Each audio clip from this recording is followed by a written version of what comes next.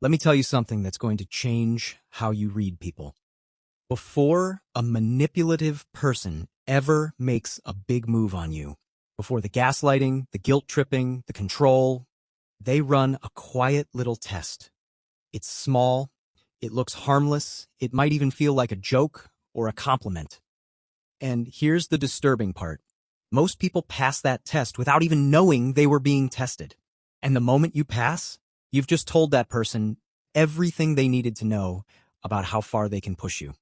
This happens in friendships, in relationships, at work, even in families. And the reason most people never catch it is because we're wired to be polite. We're wired to avoid awkwardness. Manipulators know this, and they use it. So today I'm going to show you the 5 quiet ways manipulative people test you before they go further. And more importantly, I'm going to show you exactly how to fail every single one of those tests, calmly, without drama, and without burning anything down. Stay until the end, because the last one is the one most people never see coming, and it's the most dangerous. Here's the first thing you need to understand. Manipulation doesn't start big. Nobody opens with the grand move. That would be too obvious, too risky. Instead, what skilled manipulators do, often without even being fully conscious of it, is probe. Think of it like someone testing ice before they walk across it. They don't just run. They tap first. What they're looking for in you is simple. They want to know if you have boundaries and whether you'll defend them. That's it. That's the whole game. Because someone with clear, calm boundaries is a lot of work. But someone who shrinks, laughs it off, or bends to keep the peace, that's someone they can work with. Now here are the 5 tests and how to fail them. Test 1. The joke that isn't really a joke. You've experienced this. Someone says something that crosses a line. Maybe it's a comment about your intelligence, your body, your relationship, your choices, and then they smile and say, "Relax, I'm just joking. Can't you take a joke?" Here's what's actually happening. That wasn't a joke. That was information gathering. They said something they actually believe, or something designed to destabilize you, and then wrapped it in humor so they could see how you respond. If you laugh it off or go quiet, they've learned that you'll absorb discomfort to keep the peace. They've found a crack. How to fail this test. You don't explode, you don't lecture them, you just look them calmly in the eye and say, "I know you're joking, but that one actually landed wrong. Don't do that again." Short, even-toned, no anger. You're not making a scene, you're just closing the door. And the message they receive is, this person pays attention and holds the line. Test 2. The small request that feels slightly off. Early on, a manipulative person will ask you to do something small, but something that slightly inconveniences you, or something that doesn't quite sit right. Maybe they ask you to lie for them, cover for them, do something that's technically your job but really isn't. Or they'll ask a favor and frame it in a way that makes saying no feel rude. It's small enough that you think, it's not a big deal, I'll just do it. And that's the trap. Because what they're measuring isn't whether you'll do this one thing. They're measuring your threshold. They want to know how easy it is to override your instincts with social pressure. How to fail this test. You decline, warmly but clearly. "I can't do that one, sorry." That's enough. You don't need a long explanation. You don't need to apologize 5 times. The explanation is a negotiation. The apology is an opening. A short, friendly no tells them your gut has a voice, and you listen to it. Test 3. Watching how you react to criticism. This one is subtle. Early in knowing you, a manipulative person will say something mildly critical about you. Not cruel, just a small dig. About how you handled something, how you look, a decision you made. And then they watch. Do you crumble? Do you over-explain? Do you start defending yourself anxiously, seeking their approval back? Because if you do, they've just discovered your weak spot. You need to be seen positively by people around you. And that's leverage.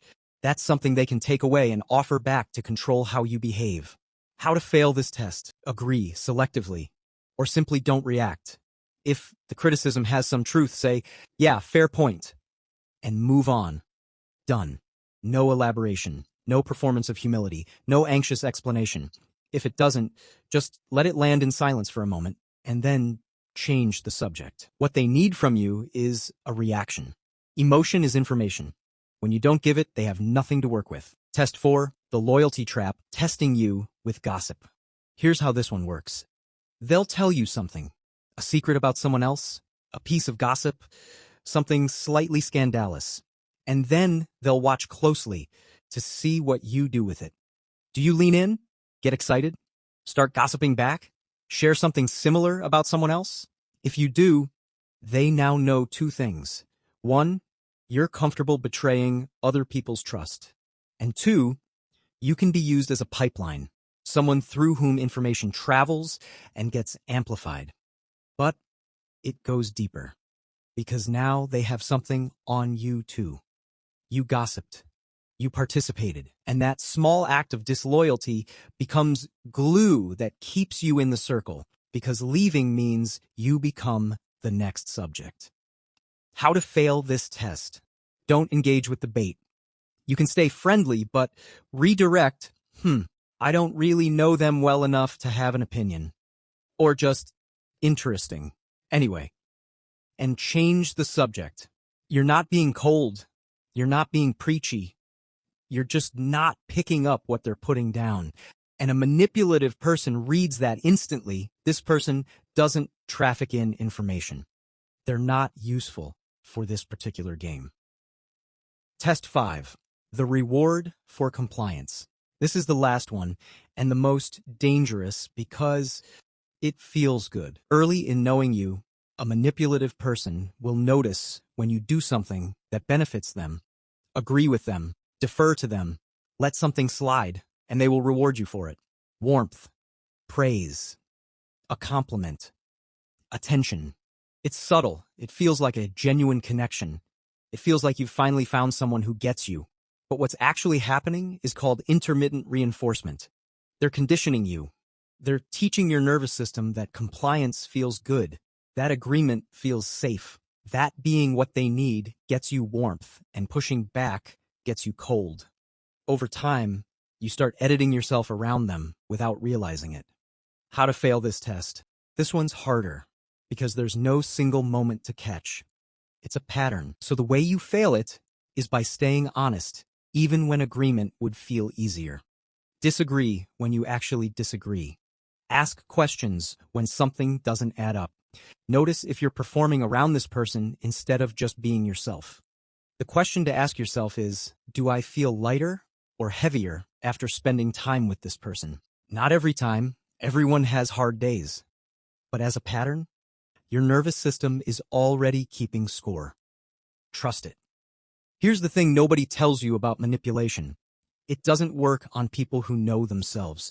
The whole system depends on your need for approval, your discomfort with conflict, your instinct to keep the peace. The moment you build a quiet relationship with your own gut, the moment you trust what you feel without needing to justify it to anyone, you become what manipulative people quietly call too much work. And that's exactly where you want to be. You're not paranoid, you're not cynical, you're not being difficult, you're just paying attention, which is the one thing nobody can take from you. If this video made you see something you hadn't seen before, drop a test in the comments. I want to know it landed. And if you want to keep building this kind of quiet, clear awareness, subscribe. I'll see you in the next one.